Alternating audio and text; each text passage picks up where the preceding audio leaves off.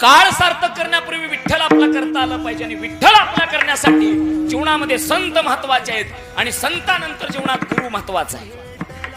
काय करतात गुरु? मी सांगितलं गुरु आम्हाला एकनिष्ठेचे धडे देतात आणि खरं सांगू महाराज, माणसाने एकनिष्ठ राहिलं पाहिजे.